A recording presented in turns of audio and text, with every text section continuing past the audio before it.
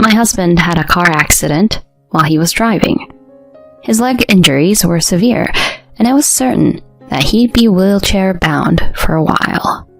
He weakly turned to me in the hospital bed and asked me for help.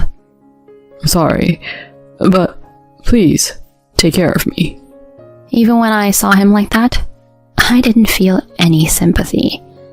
I've been getting a cold shoulder from him for a long time. "No way. Not gonna happen," I said with a laugh, and he was left speechless. I casually checked the next bed and was devastated when I saw the person laying there. So, it was true after all. I vowed to myself that I would never help him. I'm Valerie, 33 years old. I work hard as a nurse at the hospital. I have a close friend named Julia, whom I've known since high school. She's quite different from me and has a glamorous and beautiful appearance. Her figure is outstanding, so people often mistake her for a model or actress. She caught the eye of the CEO's son during her corporate days and got married. She's now a homemaker with one son.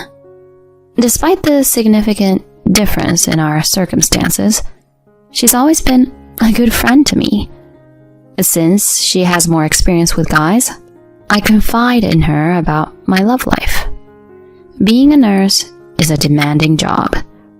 There are often night shifts, and being called in on days off for emergencies is not uncommon. Because of this, I haven't had much luck in the romance department. When I complained to Julia, she introduced me to Walter, who would later become my husband. He's kind, good-looking, and just an amazing guy. If I were single, I would have pursued him myself. He's such a catch, who's also got a successful career. And so, the blind date was arranged. In a way, Julia could be considered the Cupid who brought us together. As she said, he's a caring and gentlemanly, handsome guy. He excels at his job, and since we're both working, he shares household responsibilities with me. When he popped the question, I was overjoyed, but I also had doubts about whether I was good enough for him. He sweetly said, "You're perfect for me. I'm drawn to your modesty." And with that, we got married and started living together in an apartment. I felt deep gratitude for being married to him and owed Julia a lot for bringing us together. Despite having a peaceful life without any major arguments, there's one thing that troubles me. Even after 3 years of marriage, we still haven't conceived a child. We're actively trying, but it just isn't happening. I'm 33 now, and felt a sense of urgency due to my age. Nowadays, with the advancements in medical technology, it's not uncommon for people to give birth in their late 30s to their 40s. Given my background in healthcare, I also know the various risks that an advanced maternal age poses to both the mother and the child. That's why I want to have a baby as soon as possible. My longing is so strong that I start considering fertility treatment. One day, I brought up the topic to Walter. I think the reason why we haven't been successful is that both of us or one of us has an issue. I want to get a thorough test to find out. So let's go to the clinic together. I thought that he, who was normally loving and caring, would surely agree. However, my expectations were quickly shattered. He refused to undergo infertility testing, no matter how hard I tried to persuade him. "No way. It's embarrassing. I'm not infertile, you know." If anything, it's probably you.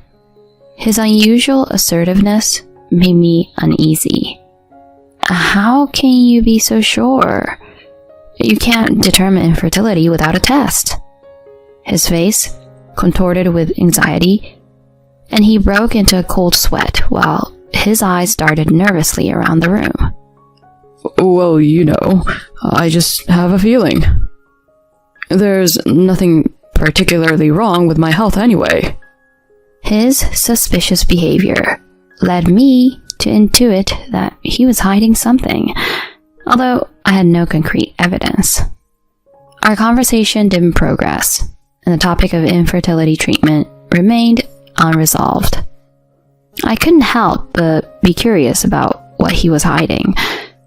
Once you start suspecting someone, you begin to notice things you hadn't before. For instance, he frequently has to work late, despite the number of days on his pay stub not aligning with that. There was even a time when he came home late and had the scent of sweet woman's perfume on him. He brushed it off, saying he had been out for a work event, but it seemed fishy. Furthermore, I often find strands of long hair in his car. We both have short hair, so it makes no sense. He claims that it fell when he had a female colleague in the car, but it just doesn't sit right with me. I doubt that there are any male colleagues with such long hair, and it's hard to believe he regularly gives female colleagues rides. My suspicions about him deepens. So, I decided to confide in Julia about him. She arrived at a cafe, looking all put together in designer clothes, with glossy hair and immaculate makeup. Still as beautiful as ever.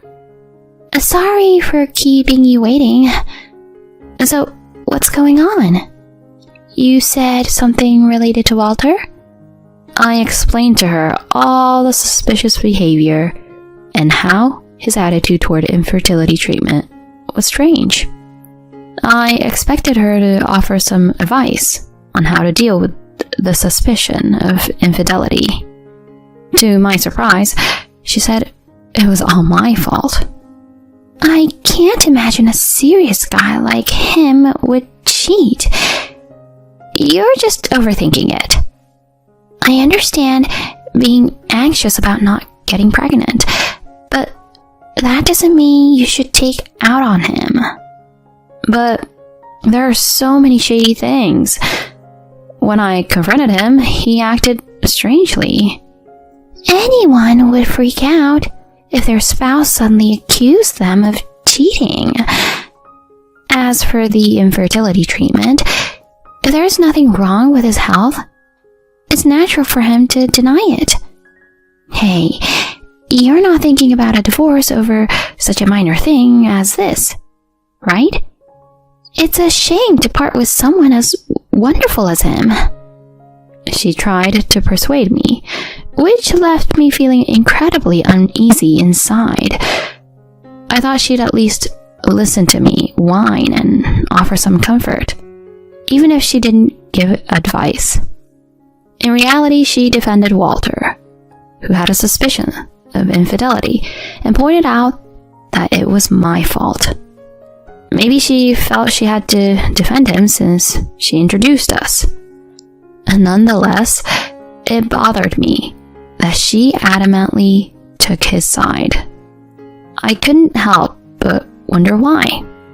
Afterward, I tried to bring up the topic of infertility testing with Walter whenever I could, but he would quickly dodge the subject, citing work commitments.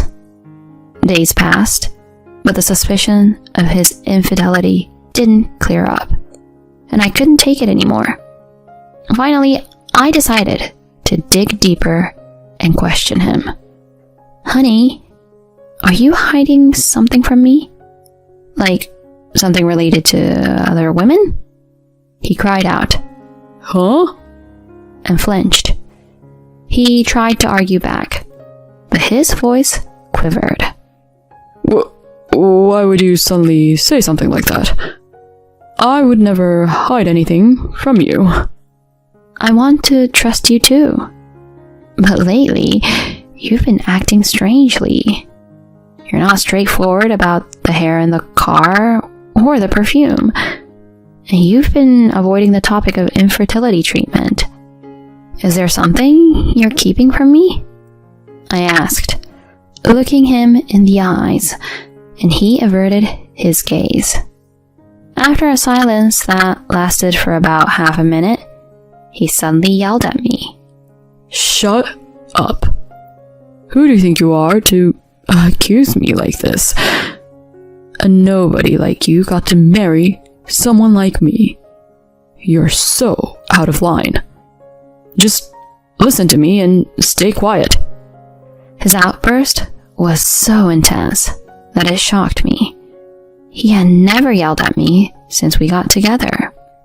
All this trouble with having a child is all your fault. There's nothing wrong with me. Marrying a woman like you is like drawing the short straw, he declared, and then stormed off to the bedroom. I was left stunned by the whole ordeal. To think he could hurl such insults at me just because I asked a few questions. At the same time, I became even more distrustful of him. If he had nothing to hide, why didn't he calmly deny the accusations? His anger seemed unusual. I was sure there was something going on. The next day, he left for work without having breakfast. When he came back home, he threw a petition for divorce at me. I'll let yesterday's incident slide, because I'm a forgiving person. But next time you complain about me, it's a divorce. He threatened arrogantly. He seemed to think that I would stay silent and endure it. Honestly, I had plenty of things to say to him. It was clear to me that he was the one acting fishy, so I didn't understand why I should be the one to back down. Unfortunately, the fact remained that there was no concrete evidence of his affair. I humbly apologized for accusing him and kept the form on hand for the time being. He looked satisfied as he listened to my apology, but in my mind, I was preoccupied with how to uncover his secret. Although a private investigator was expensive, I was considering hiring one, but things took an unexpected turn. I received a call from someone who revealed his affair and even told me the identity of his mistress. The story was so shocking that it made my head spin. While I had expected his infidelity, the identity of his mistress was a surprise. The person who provided the information had no reason to lie to me, and later he showed me evidence that backed up what he said. I was devastated and ended up in tears. Once I composed myself, I was filled with anger toward both Walter and his mistress. I vowed not to let them get away and swore to bring them down. One day I came home to find Walter packing his suitcase. He seemed to be in a good mood, even humming a tune. Oh, you're home. Good timing. I'm sorry for the suddenness, but I'm heading out on a business trip now. I'll be away for about a week, so please, take care of the house, he nonchalantly announced. Of course, I couldn't just nod in agreement because there was something important we needed to discuss. Wait, I have something important to talk to you about. As soon as I said that, his face turned noticeably sour. He probably thought I was going to bring up the infertility topic again. When I tried to speak, he cut me off saying, Enough already. I've told you many times. There's nothing wrong with me, so I won't go for the test. You're being annoying. I'm in a hurry, I'm leaving now. I tried to tell him that wasn't it, but he didn't listen and quickly left. I told myself not to show any mercy upon his return. I suppressed the urge to scream in anger and wished for some divine retribution to befall him. Surprisingly, my wish came true quite easily. A few hours after he left, I received a call from the police. Your husband and his sister have been in a car accident and were urgently transported to the hospital. Apparently, he had been driving too fast and couldn't navigate a curve, resulting in a crash. By the way, he's an only child, so there was no sister to be with him. Most likely, the woman with him was his mistress. I rushed to the hospital and spoke to the doctor. Walter has severe leg injuries, and it was confirmed that he would be in a wheelchair for the foreseeable future. I went to his room to check on him. When he saw me, he seemed somewhat uncomfortable, but he managed a weak smile and asked me for a favor. You must have heard it from the doctor, but I'll be living in a wheelchair from now on. I'm sorry for the trouble, but I'm asking you to take care of me. In a healthy, loving marriage, if a spouse were asked to take care of the other, they would probably agree without hesitation. However, I couldn't help but burst into laughter. Take care of you? That's impossible. No doubt about it. He was left dumbfounded by my response. He clearly hadn't expected me to refuse him. I stared at him with a mocking look. Did you really think I hadn't realized yet? The person you were with was your mistress, wasn't she? You lied about having a sister, even though you're an only child. He was turning pale as he listened. He either couldn't find the words to defend himself or just couldn't make a sound but kept opening and closing his mouth. Ignoring him, I opened the curtain to the adjacent bed where his sister was supposed to be resting. There, I found my best friend Julia. The doctor said that she too was seriously injured and required nursing care. I gazed at her for a while, and then I glared at Walter. So, she was your mistress after all. In fact, it was her husband who informed me about their affair. He had suspected her infidelity, hired a private investigator, and discovered that Walter was her partner. Apparently, they had been seeing each other for quite some time. She didn't want to give up her luxurious lifestyle with her husband and had proposed to Walter to marry me as a cover-up. There was an even more shocking and dreadful revelation. The son she had given birth to wasn't her husband's, it was Walter's. Her husband had become suspicious because the son looked nothing like him and had conducted a DNA test, and confirmed that there was no biological relationship between them. When I saw the son's face, which bore a striking resemblance to Walter, I was amazed. He was so certain he had no issue because Julia had given birth to his child. It made sense to deny being infertile with a track record like that. When he looked at me and Julia's husband with despair, I crushed him with another wave of bad news. So, we're getting a divorce. I'll make sure to claim alimony too. I have a lawyer already, so be prepared, I declared, ready to leave. But he shouted, Wait! I was wrong.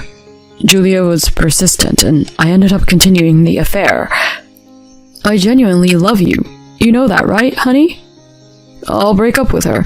Please, reconsider the divorce. He pleaded earnestly, but his words had no effect on my heart. Instead, my disappointment in him grew. He was just trying to secure me as a caregiver and, as a bonus, avoid the alimony claim.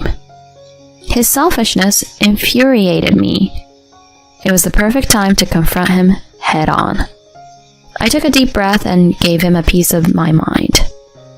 So, this is your true nature, huh? How pathetic, trying to put the blame on her and sell her out to save yourself. I have to say, I feel sorry for her now. No chance I'll ever get back together with a despicable man like you. Please, don't say that. You're the only one for me. Ugh, you're making me sick. After cheating and even having an illegitimate child? Such rubbish talk won't work for me. Besides, I've already submitted the form you gave me, so I have no obligation to help you anymore. Don't ever come near me again. I retorted, and this time, I walked out of the room for real. I could hear his anguished voice from behind, but I didn't look back.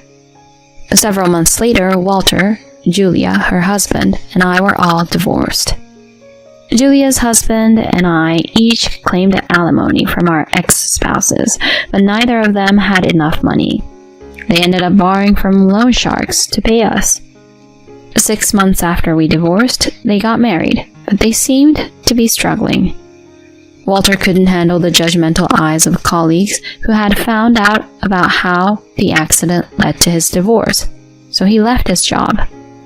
His relatives and friends severed ties with him, and despite needing caregiving for his wheelchair-bound condition, no one would lend a hand.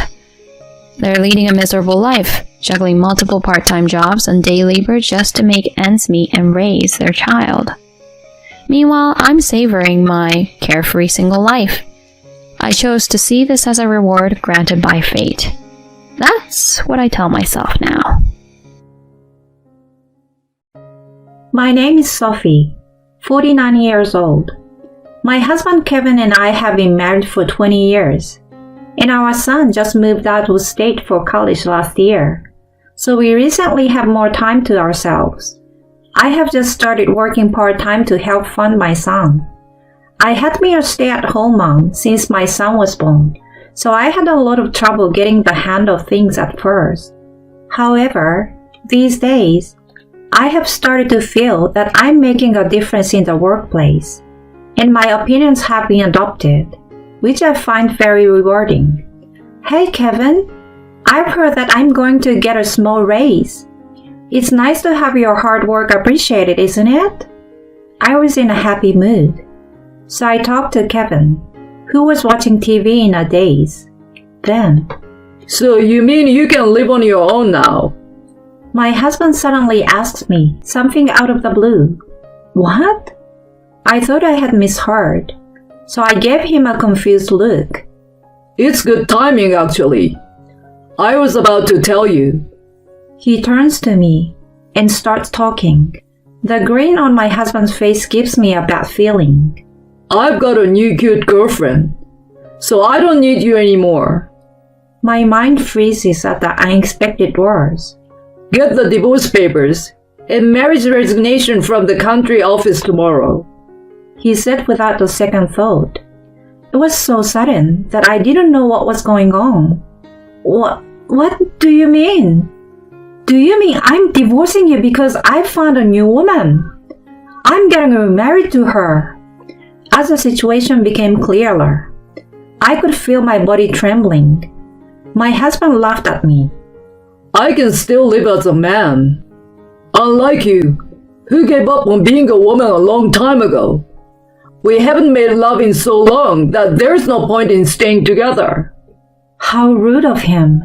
Let him say all he wants. What he said was true about making love, but that doesn't mean I abandoned being a woman. In fact, I don't want a flabby middle-aged man to ask me to feel attracted to him sexually. I was angry, but at the same time, I burst out in laughter for some reason. I'm tired, I'm busy, I don't feel like it. Wasn't it you who said all these things and avoided me? It's hilarious that you want to live as a man now. Then my husband's face suddenly turned grim. What's so funny? Don't be silly, old hag. He was rough and foul with me like that. Then he folded his arms and leaned back. You're a far cry from Melody. She's in love with me, and she even says I'm the best. She brags that I'm the best boyfriend she'd ever had. On the other hand, how about you? You got a raise, eh? You are such a small-minded airhead feeling happy about such a thing. Kevin was apparently very proud of this Melody and started looking down on me. Melody? Was that her name? Melody? Melody? We're not in music class here. Kevin then proudly started to introduce Melody's background. She's in her mid-20s, more than 10 years younger than me, and has a nighttime job. And she's pregnant with his child. Nowadays, it is not usual to have a marriage with a big difference in age, but a parent having a child with a woman not much older than his son? Just the thought was horrific. You know, in life, you need love. You're like a cold, stiff, dried-up mango, while Melody is like a freshly picked one. It's not worth spending money on you. My husband attacked me with his words. So it's love bought with money. So you are putting aside the fact that you're going to get shriveled up and choose a young, hot girl. I see. So you've switched to a young girl who is just after money and has no moral restraint about cheating with a married man. When I pointed this out to him, he spit as he shouted, I told you it's not about money. It's about love. Anyways, I'm serious. I need to marry Melody and reassure her happiness as soon as possible. Pack up your stuff and get out of here as soon as possible. Well, how good is he at laying out all his reasons? I was so stunned, I was out of words. At the same time, I found it somewhat comical. How long had it been since this person had used the word love to me? I'm sure this Melody woman, being in the same position as me after a while. With time and with age, such temporary feelings just fade away. Rather, I think that the terrible words my husband is throwing at me now will be directed at this Melody next. You really are a lousy man. I should have realized this before we got married. When I think about it, I have taken on all the housework and childcare. My husband, instead of lending a helping hand, began to criticize me for not doing enough of this and that, even though it was a time when such things were still common. He never said a single word of appreciation, let alone love. And then, after all my hard work, he disposed of me and replaced me with a younger woman. He was insane. But Kevin seems to take my words as a sign of defeat. Well, it's all good then. Anyway, I will finish the paperwork on my next day off. Just make sure you have both of them ready. He said this and left for his room. For the next few days, I had sleepless nights and tears of frustration, but I tried to appear unfazed.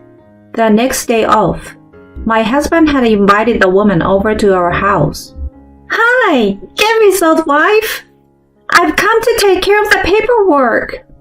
The woman, Melody, sat on the sofa humming a tune and crossed her legs high in the air. As Kevin said, she was young, and you can tell from her behavior that she is confident about her appearance. She worked in a nightclub, so she had heavy makeup and revealing clothes that were designed to show off her breasts. Her skirt was so short that even I, as a woman, had trouble deciding where to look. But I sensed that she was not in love with Kevin. If my intuition is right, her purpose must be already prepared for divorce. I confronted her. I didn't want to resist, but I was caught up in her words and actions. You're a Melody, right? Did you start dating Kevin knowing he was a married man? And by calling me his old wife, I assume you understand both our positions in the relationship. She giggles. I'm not stupid. Don't underestimate me, old woman. You're the one who is going to get dumped, and I'm going to be Kevin's wife from now on. See? It's that simple. She smirked and scorned me.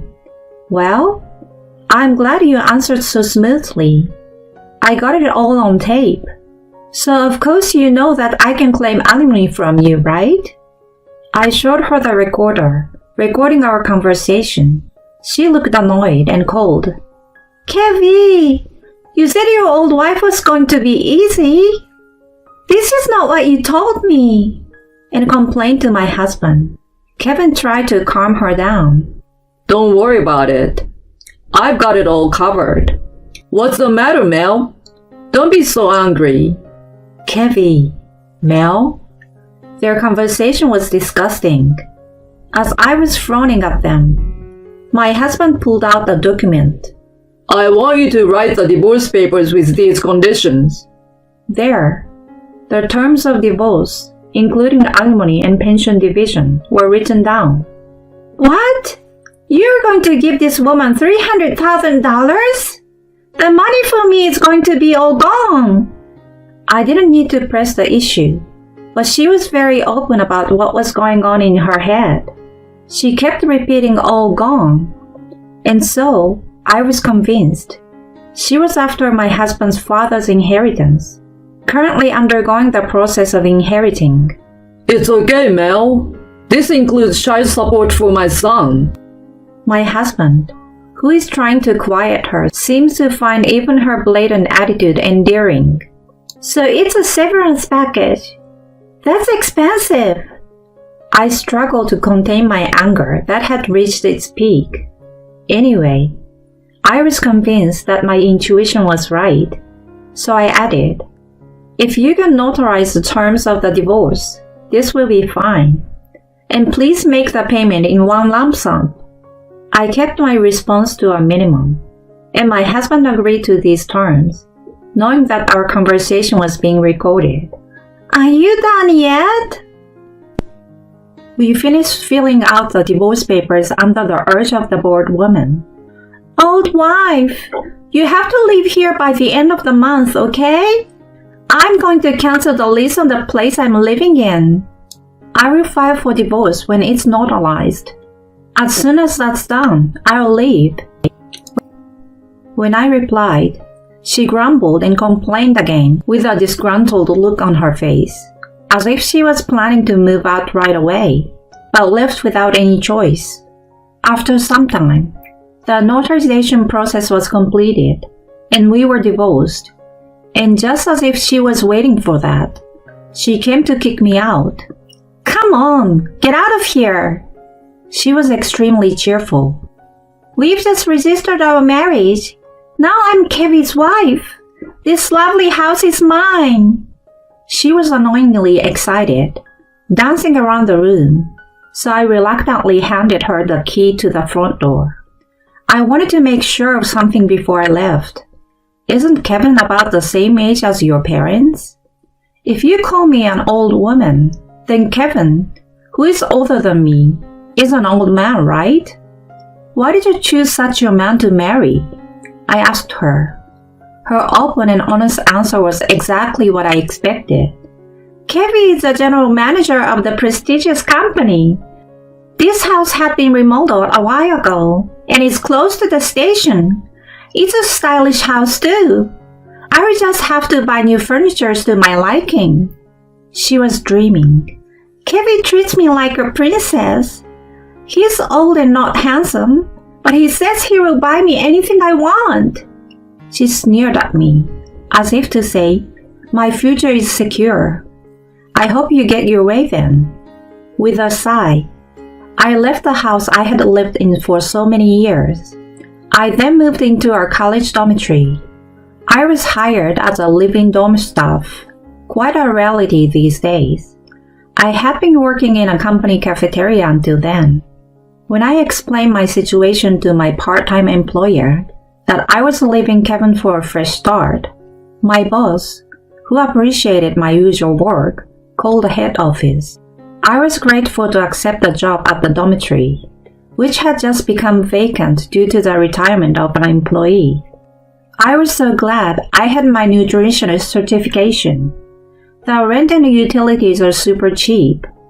I don't have a lot of free time to go out, but it is a very comfortable and fun place to work. About 3 months into my new life, I received a phone call from my ex-husband. Mom is having a hard time. I need you to help me take care of her. What kind of person would say such a thing? You and I are strangers now. It makes sense for your new wife to take care of her, doesn't it?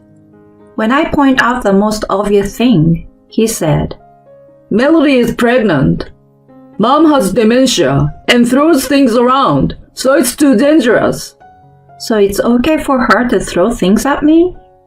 That's great logic, but no thank you. I don't want anything to do with you anymore, so don't you dare call me again. I pushed him away violently. I have known his mother for 20 years, and although we didn't have any major battles, we didn't get along with each other that well.